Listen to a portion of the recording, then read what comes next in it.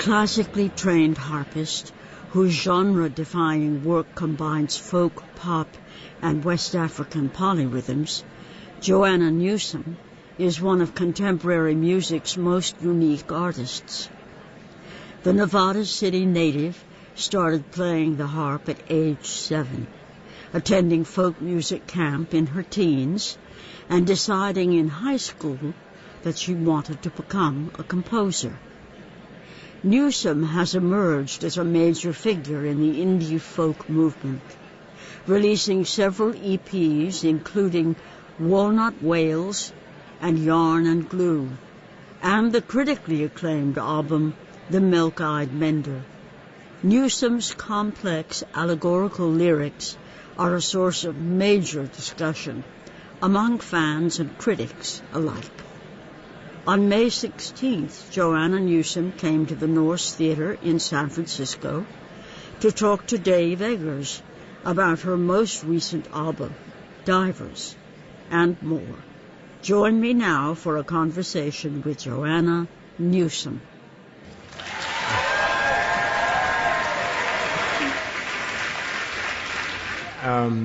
Well, we were talking earlier, and you revealed that you used to work on Haze Street. I did. In retail. Yes.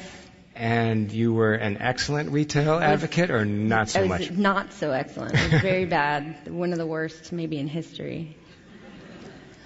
What was it? You were not a people would come in and try things on and say the thing, I guess maybe people say when they want to be like, people would be like, oh, it's so pretty, I have to pay rent this month. And I feel like they would say it and want me to be like, just do it. But I'd be like, that sounds important. You should pay rent. Let's back up and talk about, so you grew up in Nevada City. Yeah. And are there people from here, from Nevada City here? All right. You probably know these people, right? Yeah, it's not such a big place. Yeah. And there was music in your house. Your parents were musicians. Yeah. But not so much records. Can you talk about what was the music going through your house? They did play records. I just didn't make the choice. I didn't go to a record store, select a record of my own, buy it, bring it home, put it on, and listen to it until I was in my 20s, more or less. You were paying rent, yeah, right? Yeah. No money for records. Yeah, but there was a lot of music being played around me. What was it? Paint a picture of a typical day. My mom played a lot of classical and a lot of world music. Mm. My dad played some very good pop music. Talking Heads, I remember being played a lot. My brother played some very cool alternative tracks. But when they would play together, your dad was a guitarist. Oh, I see what you're saying. And no, it's all part of the. I'm trying to. Yeah, my mom was when she was in her teens and early 20s, she was a pretty serious piano player. So she was a classical musician, and my dad played classical guitar for fun. So he wasn't as serious about it, but yeah. But both talented in the blood, right? I mean, if they're both. Definitely. They're doctors, but on the side they happen to be highly skilled classical musicians. I think my dad would take issue with that classification. Yeah, with the talent part. I mean, I think he was pretty talented, but yeah. He was not a serious musician. But my mom played for years. Yeah. And were they giving you lessons at a very young age? No. Although I used to lie on the floor under the piano when my mom was playing and listen to her playing classical music when I was really little. But no, I took lessons from teachers outside the house. Piano first? Piano first. I really wanted to play harp from about age 4, but the local harp teacher, Lisa Strassi Stein, she wanted me to study piano first, and I think she was kind of testing my commitment, so I had to go and take piano lessons for a certain number of years, and I think she accepted me as a student when I was 8. So I had to just keep coming back, ritualistically asking again for her to teach me. What was it about the instrument? Do you remember? I don't remember. I just remember that I saw it and knew it was my instrument. And I was kind of a flaky kid. Like, I would get into things and change my mind, and in general, but the one thing I never flaked on was harp. I just loved it immediately and have loved it ever since. And there was, when I think you were about 10, you went to a camp called, is it Lark Camp or Lark in the Morning Camp? It was then Lark in the Morning Music Camp, and I think now it's just Lark Camp. Yeah. And this was like for musical kids, and all kinds of different instruments, and, there would be the Galician, what is it? It was not actually for kids. It was all ages. Oh, all ages. I went with my mom, and I don't think you could go just as a kid. You had to have a... Everybody camps out together? There's like cabins. It's in the Mendocino woodlands, and there's cabins with very, I think there's like a shower hut or something. Like, it's pretty basic, but yeah, it's basically camping and music from around the world, folk music classes and some dance classes, and it was wonderful. And there was a teacher there. What was her name? Diana Stork. Diana Stork. Yeah. And this was I think a key in terms of developing your maybe polyrhythmic sort of tendencies. Can you talk about what she taught you? She taught us, her students, a West African harp figure that she had transposed from the kora to be playable on the harp, and it was really hard for me to. I think I was a little older than 10 when I learned it. I think I was like 12 or 13, but the left hand is this 4-beat based pattern that keeps returning to the fourth finger, which is the lowest finger on the harp. It's like doon doon doon doon doon doon doon doon, and the right hand is this 3-beat based pattern that sort of loops infinitely up.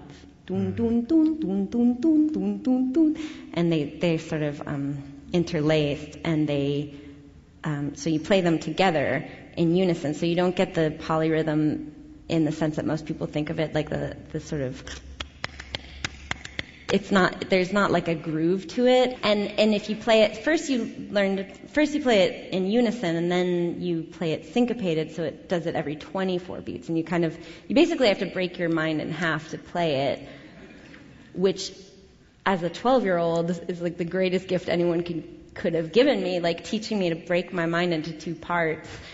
And yeah, it was a very simple figure, but it took me so long. It probably took me the whole week to learn it. And I would just sit by myself over and over and over again and just be mad, like kicking things and not being able to do it. And then it just clicked in at some point. And I feel like I wrote differently ever since then because my whole sense of meter had shifted. Yeah, well, she tells the story of you missing meals and missing dinner, and you're out in the woods practicing on your own, and it doesn't sound to me like something that you could pick up in a couple of days when you're 12, but it's remarkable. I couldn't. I mean, I think maybe it has to do. Up until that point, I was pretty classical focused, and I think that thinking about music in that way is so physical, and you can't. It's not a problem you can solve mentally. You actually have to like make your mind go kind of blank in order for it to work, which is also a really excellent state to be improvising in and sort of early stage composing in as well. That kind of blank, receptive music space. So it was a really good skill to be taught at that age. When did you first compose something yourself? I started composing like immediately, maybe age 4 with my piano teacher. I had a series of really great teachers who placed value in the, compositional instincts of 4-year-olds and 5-year-olds. Do you remember do you still have any record of these things? No, although my teacher, Anna Gold, my piano teacher, sent me in the mail some music that I had written as a very young child. She had transcribed? There was a melody, a transcribed melody with words over it that I had written about a camel and the journey. There was a lot of like bumpity bump, the camel jumps, that kind of thing. But I was young, very young. And then with Lisa Stein, my harp teacher, she was she really was serious about making sure. I do remember my first lesson with her because she played a left-hand figure, a very simple, maybe like C chord, A minor chord, F chord, G chord, something really, really simple.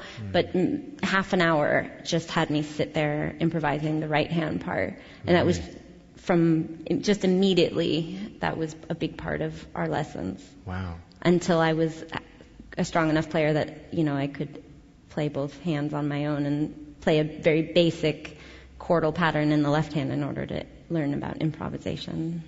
Wow. And you went to, and a few years later, you were at Mills College. A few years later, I was at Mills College. What were you seeking to study there? And what were you looking... When I went there, I thought I wanted to be a composer, but I didn't know exactly what that meant. I just knew that I wrote music, and at that point I didn't sing, I didn't write words. It was just instrumental only. I wrote just for the harp, but I thought, I guess the only word I knew to describe that was composition, so I thought I should learn to be a composer. What were your fellow students into at that point? What was the environment like? At that moment, I'd say maybe the prevailing scene that I was aware of was maybe more conceptual and a lot of computer-based stuff, but a lot of like really high concept stuff, like almost...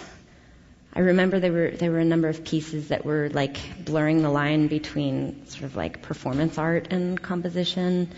Like maybe throwing marbles over a grid on the floor, and wherever the marbles land, that charts like the piece that you're going to compose. And there's an element of randomness, and then that randomness is a comment on like. Anyway. Which wasn't my scene as much. What did they make of you? Were you the only student composing on the harp at that point? I think my year I was the only student composing on the harp. It was a smallish program. There were a few other harpists, but I think they were, at least when I was there, I think they were primarily just classical. I don't think there was any harpist there who was a composition major. Yeah. Yeah, I mean, it's funny. I think I projected onto them that what they made of me was not entirely positive, but I don't know if that's fair, actually. Yeah. I think if you're in any kind of creative discipline, there's a certain amount of like going it on your own that you have to have a sense of, and So I would go to class, and there were certain things. There was sort of this overarching dialogue happening, and the music I was making wasn't engaging with that at all. But I don't think in retrospect, I don't think that's necessarily a bad thing. Yeah, maybe, in a way, did that encourage you to sort of, to some extent, you're self-taught in terms of your sense of orchestration and all of these different things. Did that make you sort of more self-reliant and sort of individualize your sound? Sort of. What happened actually was that I had been working on composition for so many years, and I got a little disillusioned and changed my major. And I changed to, I wanted to do a self-design major in ethnomusicology focusing on West African music, and that didn't go well. And then I changed to a creative writing major, and I think that it was really good for me to do that for a little while, and at a certain point I was attempting to write poetry, and I noticed that all of my poems were really bad, and then a little while later noticed that they just all sounded like song lyrics, but there was no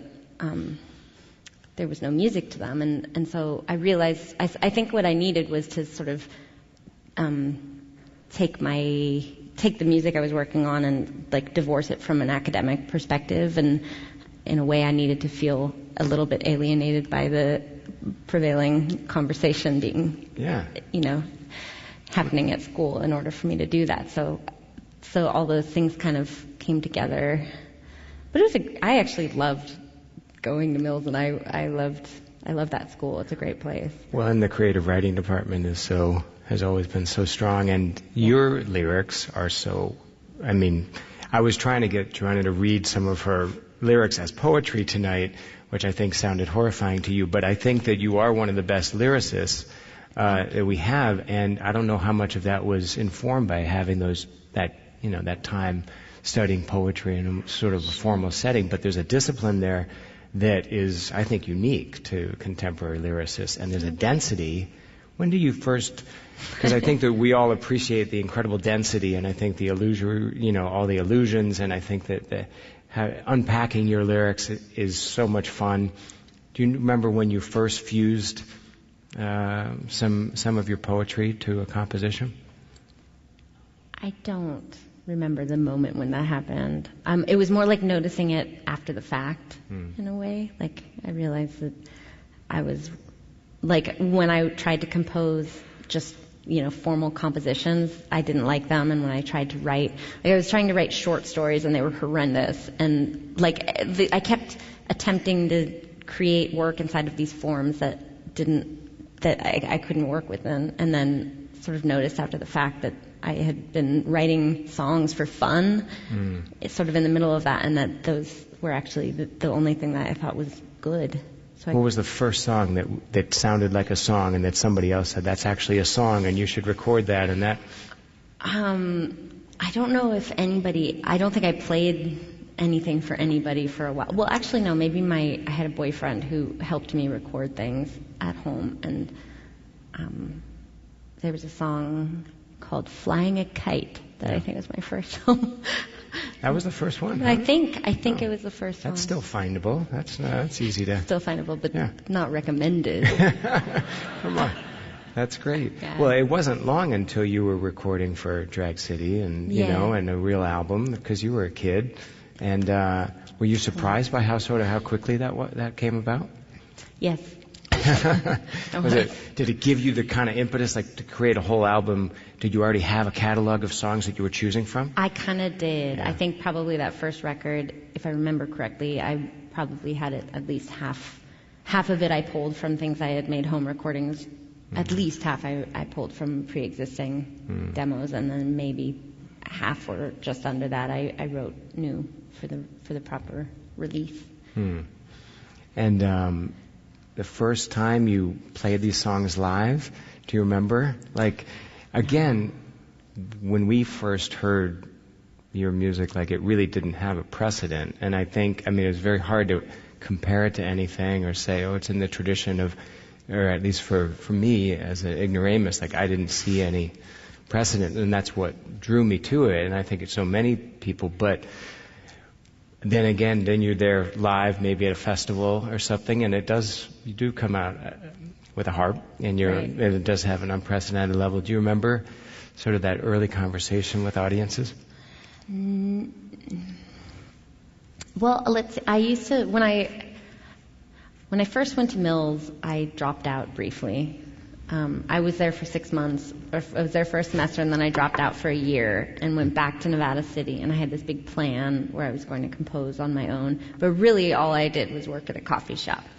And during that time, my friend Adam Klein, who has a band called Golden Shoulders, I was his roommate, and he wanted me to play keyboards with him. So I was sort of doing local shows, playing keyboards with him, and then every once in a while I would just stick in he would just have me sing one of my songs in the middle of the set, and I'm pretty sure that was the first time I ever played my songs in front of everybody. And it definitely was a vibe changer, for better or for worse. He was he's great. He has these wonderful, kind of poppy songs, very creative and awesome, and then I sounded the way I sounded when I first But then you would started. lug out the harp and...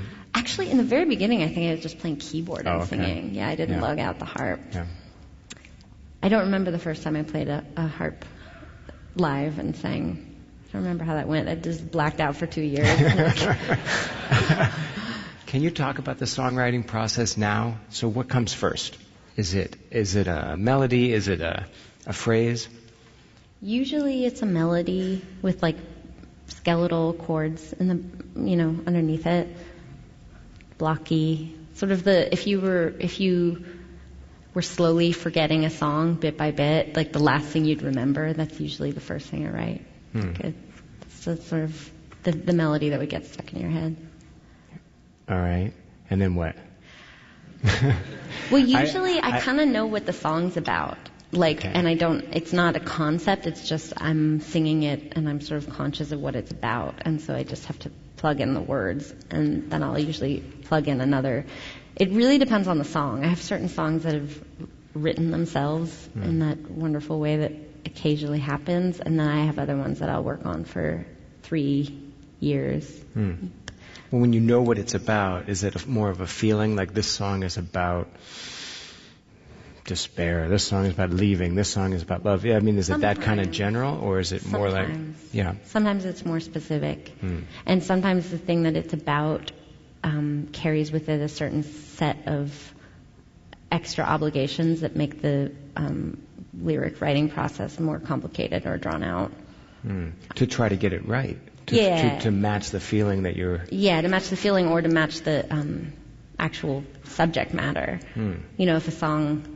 The easiest example would be on the last record, if there's a song like Sapakonikan, which is it talks about layering, and is just full of puns and stuff. Like I wanted, I knew what I wanted to write about, but then I had to wait for a version of that song to sort of resolve into existence, where each line would mean maybe 4 or 5 things, because that's what the song was about. So I needed the formal structure to reflect that. And then other songs, you know, it can just be a nice clean line. Let's talk about that song, and which every time I hear it, I can never say the word again. Sapakonikan? None of us can say Yeah, okay. So this was an early Native American word for sort of the area that is now the West Village, right? Yeah, it means tobacco field, and it was the name for the piece of land that became Washington Square Park, which is in the West Village. And did you come upon this reference somewhere in a book, or?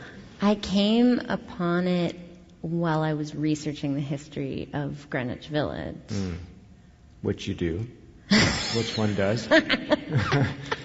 I did. I already had I knew what I wanted to write a song about. And I also, I guess sort of as a side note in talking about that process, I do strongly believe in the magic of words and the sort of,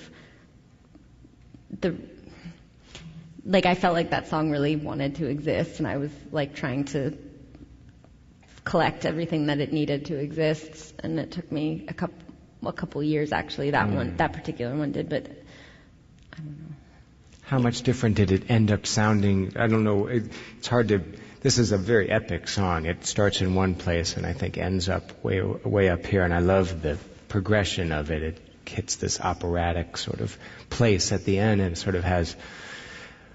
Did it meet your conception of it in the end? Does it do the things... Do you solve a problem in a different shape than it ends up that you conceive it in? Yeah, that one... I'm kind of like a jock about songwriting. Like when You're a jock? Yeah, well, like with that song, when I found like the right words, I was like, yeah, and, like, running around the house, like cussing and kicking things, and like I felt. But then what you're talking about, sort of the operatic stuff at the end, like that was more a fun. That was just like playing around in the studio after the song was written. That was kind of mixed overdubs, and with that whole record, I wanted all the harmonies to be sung by me rather than other people, because there's a lot of references to time loops on the album and things repeating, and I like the idea of like a version of me like coming from a parallel universe to sing harmony on this song, that kind of thing. So that's what that part's about. Yeah, not the jock version, but a different parallel. I mean, the jock version is just, that's me, that's the real me. And the rest of the album, this theme of time, and sort of, and I feel there's some loss there, there's some leaving, there's departures, that when you, early on, do you see the whole album pretty much like a certain shape of it, or do you make one song first and then add one? And this was the first album where I did see it. The previous one, there was a shape to it, and there was a loose governing idea. But have one on me, just in case we're But I wouldn't call it a concept exactly. I mean, none of us ever want to have to call anything. Never, once you say it, you can but the last escape record, it. if you're ever going to use that horrible word, it would be for that album. Just like I had an idea in my mind of the album I wanted to make and the question I wanted to ask with it, and circle back and try to answer with it. I mean, answer for myself. And is that a question you're willing to? Well, I mean, what's the point? That's the question of that album. Like, why are we in one time, knowing that like whatever we're doing gets extinguished by time? Yeah. Yeah. Yeah. But in a way that's liberating, right? I mean, for I me, feel like yeah. I mean, the answer in the album, I think, is in the affirmative, yes, right? Yes. I mean, or at least that's it. Even making the music in the first place is an affirmation, right? Yeah. For me, I think one of the prompts for that record was sort of an imaginary, someone just finding out that we die. You know what I mean? And imagine if you didn't know and someone just told you that that's included in the experience of life. And you do know about all the great stuff, and then you just get delivered that news, and sort of processing it, and I don't know. I'm very inarticulate when I talk about this stuff, because I do think that that's the only reason music really exists, is to articulate things that we can't. Well, I think that you've said that you are, and I think when you say that you're asking a question that you hope you can answer with the music, that why you create things is try to answer these questions, or express. And I think that you have talked about certain songs and albums covering or maybe sublimating certain periods in your life. Yeah. And how much of it is a self-healing and self-exploration, and how much, and when does it cross over into all right, I'm going to present what I found in a form that is music, or palatable in some way, as opposed to marbles going into holes, Well, it's kind of always just as a functional device. It's always the former. It's not useful for me to write thinking that I'm writing for anybody else. I think I would write really badly if I was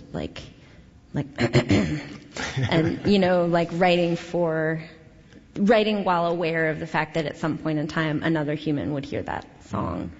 I do know that on some level, but I try to shut off the part of my brain that is conscious of the phase of the record making process in which it becomes a product that can be purchased and listened to. It's better for me. I write better, I think, if I pretend that it's a post-apocalyptic world and I'm writing in a bomb shelter and no one will ever hear it but me. You're listening to Joanna Newsom. This is City Arts and Lectures. But you've collaborated with some interesting people. I have, but not until I'm done writing. Oh, yeah. And what do you look for in Van Dyke Parks was a major collaborator, and then Nico Muley and David Longstreth, and when you choose a collaborator or get involved, what are you looking for? Something specific that they are known for, or a sound that they bring, or are you looking for just more whatever organic thing happens in the chemistry when you guys sit together?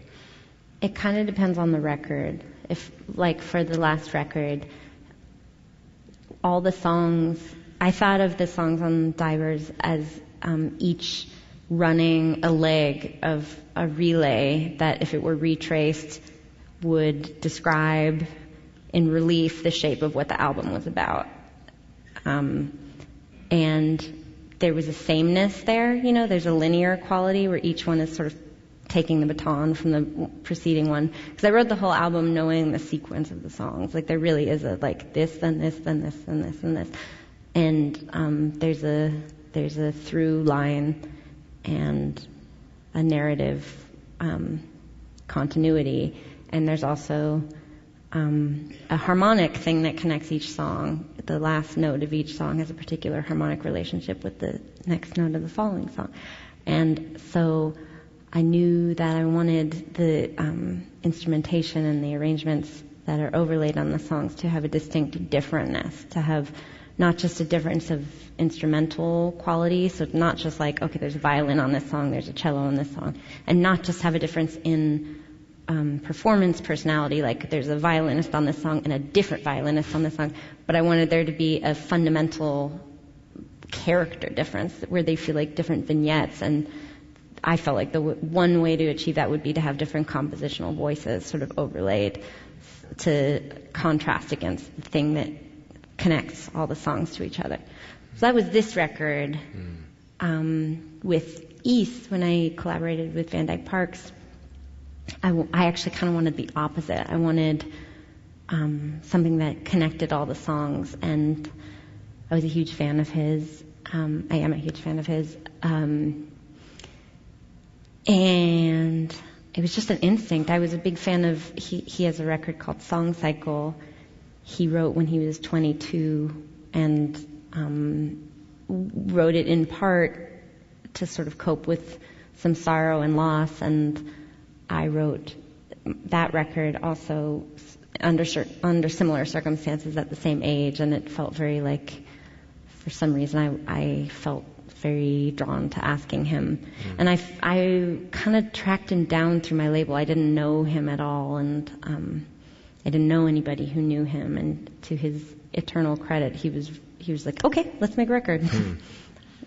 And that was your first major collaboration with somebody with this stature, yeah.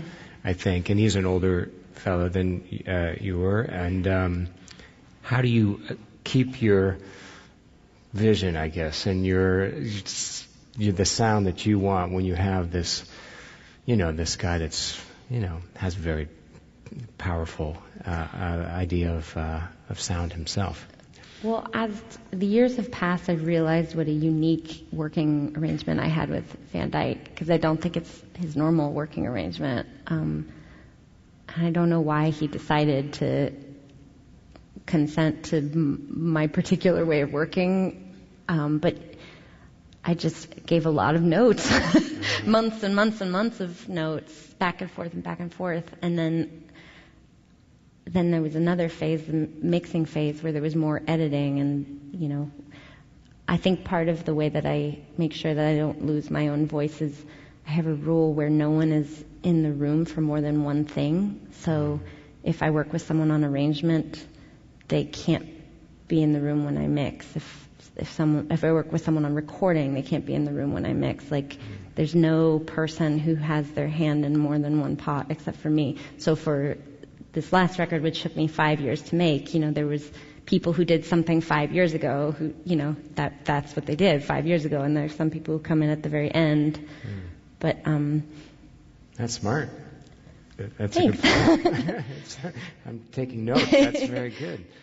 Well, I want to go back to you said your voice, and I thought your singing has changed over the years, and I think it's one of the things that when we're first drawn to your work, it's noticeable and distinct, and I think it's so strong, and I think and then some of the things you're doing on Divers are brand new, I feel like, and before Have One on Me, you had vocal nodes and went to had to work with a coach about sort of. Can you talk about the progression of your singing? Yeah. Because I think it came after your musicianship. Well, when I made the first record, I basically hadn't sung at all. I went from never singing before to making a record as a weird experiment, and then between that record and the next one, East, I did a lot of touring, and so I think my voice developed in the most basic human way, the way like if you lift a bunch of logs, your like biceps will develop, but maybe you lift them weird, where you're like getting a back injury because no one ever taught you how to lift them, but you have undeniably stronger arms. Like I had an undeniably stronger voice, but it developed in a weird way, and I didn't realize I was hurting myself. And around the time of recording the next record, Have One on Me, I just tried singing one day. I was up in Weed, California, at the Weed Palace, trying to sing, and it just sounded like opening like a can of soda pop, where it was just like a pop and a hiss, and that was all that came out. And it was really scary. And I went to a doctor, and I had vocal cord nodes, and he recommended surgery, but I was very scared to have surgery because I'd heard lots of horror stories about scar tissue permanently taking away your ability to sing. So I decided to do voice rest for a few months instead. Just walked around with a button saying that I can't talk. Chalkboard and I did. Or actually, I had a dry erase board for the same thing. It was really annoying because I was still living in Nevada City, where there's a lot of like street art and busking and stuff, and everybody thought I was doing an art project. And then I changed the wording on my button, and then everybody thought I had a horrible disease. Like, I didn't know how to get it right, where people would just know I can't talk for exactly 2 months. It's not an art project, but it's also, I'm not dying, like... Bunch of buttons. Yeah. Things, footnotes down here, But after that, I saw a vocal coach who taught me basically warm-ups, just vocal warm-ups. And the big difference, the only big difference from that point onward, is that I always do vocal warm-ups before every sound check and before every rehearsal and before every show for a half an hour. And that I gained over an octave, actually. I gained, I think, 5 notes on top and 6 notes on the bottom just from warming up my voice every day. Just completely changed because I had never treated my voice with the same hygiene that I treat my instrument and my harp. I have always approached the harp as a classical musician, even when I don't play classically, but I never approached singing the same way. And as soon as I shifted my habits, I got to be a better singer. Yeah, well, your singing is more of an instrument now than I think it used to be. Do you agree? I mean, do you can include it in your composing process in a different way than you used to? Definitely. Yeah. Oh, that's it? Yeah. I don't know if I got it right. Just check it off. All right. I think we can go home. I want to talk about narrative in your writing, and which I'm a huge fan of narrative songwriting, a song that starts somewhere and tells a story and ends in a different place. And you're one of the few practitioners of it that I can think of now. There was a time, maybe the wreck of the Edmund Fitzgerald and, whatever. It sort of waned, I think, a little bit every decade, and now it feels like you're resurrecting in a little bit. Were there influences, lyricists that influence you, songwriting that influence you, narrative that you're trying to... Not consciously. I mean, I'm sure I'm influenced by lots of people that I like, but I can't think offhand of a songwriter or a writer in general whose work I read and thought, like, that's what I want to do. In fact, many of my favorite writers are stylistically very, very different from the style that I write in. So I don't know. Who do you like? Who do you read? Are there writers books, poets that you read and that you have to... I have certain authors that if I'm reading them, I have to have a notebook nearby because I just get inspired. It has nothing to do with... It's just something electric on the page that makes me want to write. Are there people that... I mean, I don't know what this says about my brain, but it used to be the case much more. Like when I was in my early 20s, I was just a real margin writer. Every book I would write was just... And I don't know if I've lost a little bit of my curiosity or something, or if I'm just not as... industrious. I'm not sure what it is, but certainly I think a massive influence for me in my early I can't say influence here because I was conscious of it, would be Nabokov. Yeah. Pale Fire, you've mentioned, I think, was an influential book. Well, Lolita actually was the biggest one for me, not in terms of content, but in terms of writing. Mm-hmm. I did a whole essay at Mills about the treatment of the color mauve in Lolita. It's that he was one of those writers in whom it is safe to invest your complete and utter trust and confidence, because every word has been chosen for a reason, and you can you can read with complete abandon in that sense, that every single word is like this perfectly polished, hewn selection that's placed, not only chosen perfectly, but chosen perfectly with relation to the one that precedes it and the one that follows it, and also this thing that's going to happen in 200 pages that will force you through some other turn of phrase to recall its previous use and feel differently about the narrative because of it.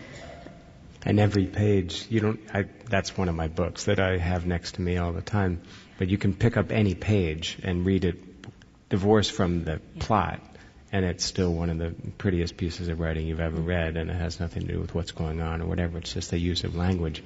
That book took 5 years to write. And I Divers didn't know that. Also was 5 years in the making. So they're the same. There you go. Yeah.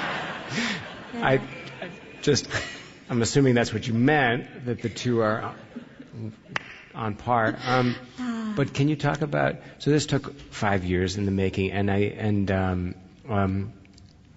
was that a process of layering? How much is it getting something recorded, coming back to it, letting it sit, go back, or how much of it, or was it a real 5 years of grinding at the same, every day? I'd say it was roughly a slowed down version of what has historically been my normal process, which would be writing, recording, mixing. But for me, it just took 3.5 years to write, and then a year and a half to record, and then a year and a half to mix. I got really intensely involved in the mix this time, and I took things home, and I spent months thinking about them, and because I worked with so many different arrangers on the various songs on this one, I was having a lot of the same sort of early conversations. There was a lot of repeated explaining things in a new way, in order to meet a new person in the middle. There was a lot of explaining with the sort of album as a whole was trying to convey, and the feelings I wanted to project and so forth. Whereas if I had worked with one collaborator, I probably would only have had to have that conversation one time. Right. And over the period of 5 years, do you always know where you're at? Do you always feel like you're on the same road, going to the same destination? Or are there periods where you think, boy, this has been 3.5 years and I don't know, this might not be what I think it is, or it might not get there? I claim now that, yes, I felt super great about it the whole time. Yeah. I think there are people in my life who would laugh at that and say it's not true. But when I look back, it's been this wonderful 5 years of knowing what I wanted to do at every turn. It's probably not true. Speaking of questions from the audience, this is the time when the lights will come up a little bit and you have the opportunity to ask a question. There'll be microphones roaming through the aisles, so raise your hand. There's Kate over there. There's Hannah. This question is towards your left in the front of the orchestra. Hi. There were a lot of questions about collaborations, and that just made me think about your collaborations with one of my other favorite artists, Paul Thomas Anderson. And I was wondering how that came to be, if he approached you saying, I think you'd be perfect for this part, or if you had some sort of working relationship before that, and just speaking on that experience. I'm not sure how much he knew that he actually wanted me to do. This is a movie called Inherent Vice by Paul Thomas Anderson that I was the narrator of. And he originally, I had just known him through friends, and he had asked me if I would record some fragments of narration, which were just the Thomas Pynchon, basically just passages from the book, also called Inherent Vice. And he had asked me if I would record them into my phone and send them back to him. And whatever his plan was at that point, my understanding was that he was testing out the idea of having a narrator, and that he was asking his pal to record those parts, but that I wasn't actually a person he was considering using for the movie, that he was blocking out, that he needed a female voice to block that stuff out while he sort of planned how he wanted to make the movie. And he didn't really follow up on that at all. And then months later, I got a call from Warner Brothers wanting my measurements, and that was how he asked me to be in the movie. But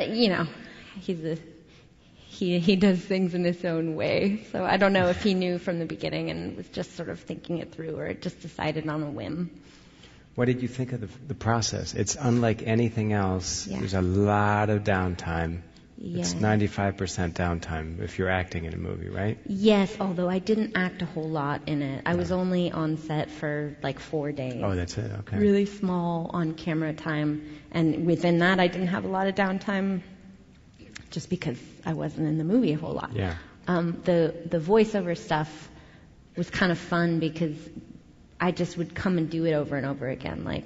He would try something out and then rephrase it slightly and want me to come back and do it again, or he had a fragment of narration in mind that he knew that he wanted, and then once he had edited the scene together the way that he wanted it, he realized that the particular swing of the narration and the place that it reached its dramatic peak didn't coincide anymore with the arc of the scene, and so he wanted me to come re-record it in a way that sort of lined up more with the contour of the scene. So it was really interesting to watch sort of the reasons that different takes worked or didn't work for him and for the movie. I know nothing about film, and I knew nothing about film then, and I still know nothing about film, but it was kind of exciting just to see someone else's process. Well, you also collaborated with the other, I think, similar icons of film, the Muppets. Yeah. Yeah. That was really funny. That doesn't go away, but I really didn't do anything. I went into some random studio and recorded one line. I guess there was Zach Galifianakis, actor, he himself did a very brief cameo in the Muppets movie song where he sang one line, and his stipulation for singing that one line was that he wanted me to actually be the voice that came out of his mouth. So it was like a 2-part, extremely random cameo. Yeah. That definitely would have gone unrecognized if they hadn't credited me. But it is, I believe, the one thing I've done musically that is on Spotify. So. It's awesome. Yeah. Hi. I think my question kind of ties into his a little bit. I'm wondering about how you push yourself as an artist versus, or understand the difference between, I'm sort of staying in my comfort zone versus when do you know when you're pushing yourself, and when do you know when you're kind of still staying in your comfort zone? I think the classic thing of not noticing time has passed and having forgotten to eat and smelling weird, I haven't showered in a day, sorry, but the thing where you kind of disappear into the process, that's usually when I know something is good. I'd like to work out a better system, because when the song's not working, sometimes I just won't work on a song for a month or 2 months or 3 months and just look at antiques on the internet so that's usually when I'm when I don't like something, it makes me angry at it and I just walk away from it, and then slowly it'll start to make more sense to me at some point, and then I'll go back to it, and nothing else exists for me other than that thing for the duration.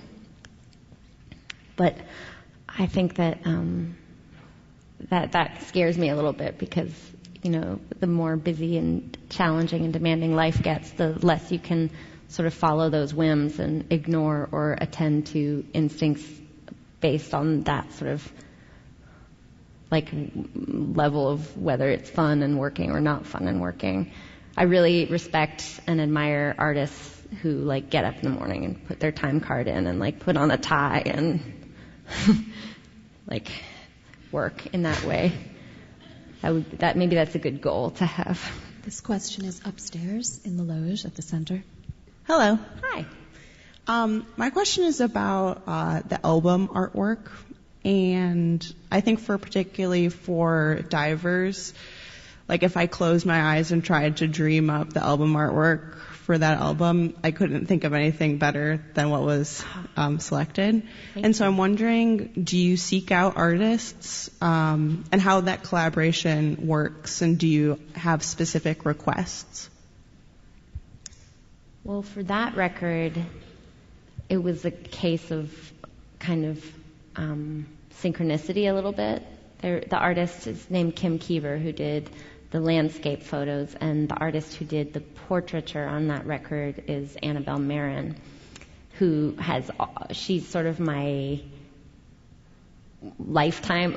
artistic lifetime collaborator in terms of helping determine what the narrator of the album looks like, because she has an incredibly intuitive way of understanding the kind of record I am trying to make and visualizing and talking with me and helping me figure out how to make that sort of the spirit of that record have a face and have a environment and in a way that maybe will enhance the whole world, bring verisimilitude to the world.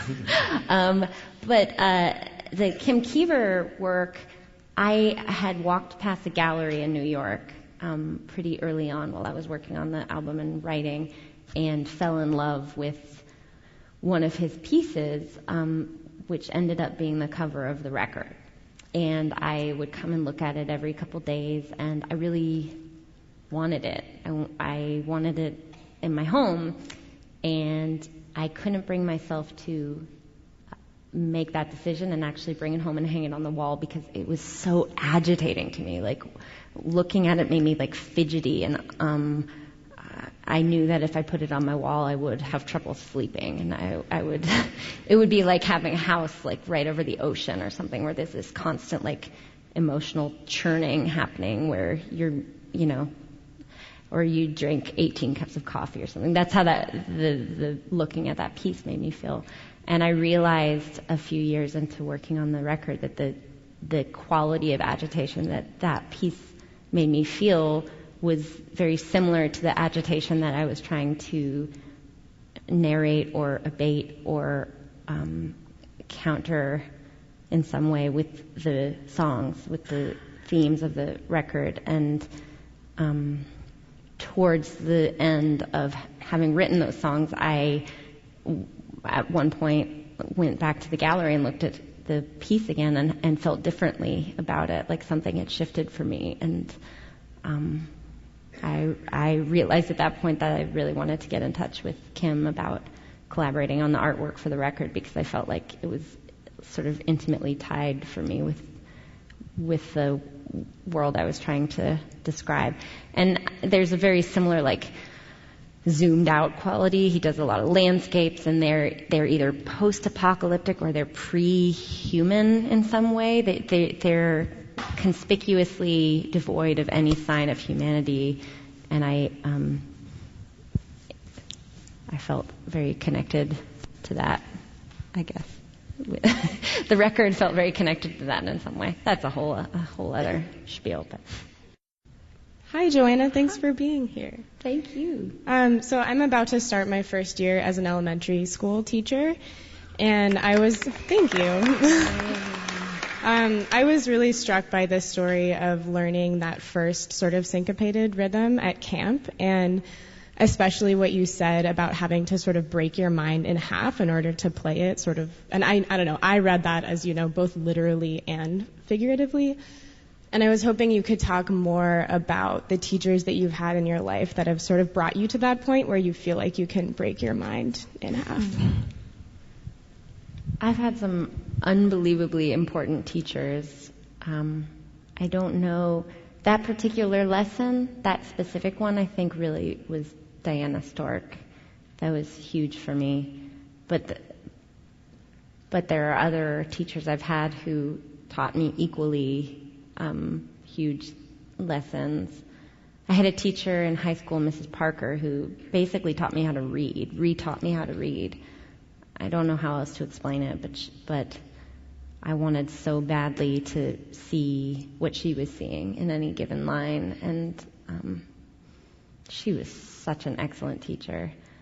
And I've had other teachers who, made me rethink other elements of writing or of reading. It's not a very articulate answer, but I think it's crazy sometimes to think about, how, I don't know if this is true for everyone. Maybe some people are truly just have created their own identity in a very pure, self-generated way. But I have been the beneficiary of so many incredible teachers over the years. I think we're so lucky to have Joanna here as a Californian, as a you'll have to come back, but let's give Joanna a round of applause for everything she is. Thank you so much. Thank you, Dave. You've been listening to Joanna Newsom in conversation with Dave Eggers. This program was recorded at the Nourse Theater in San Francisco on May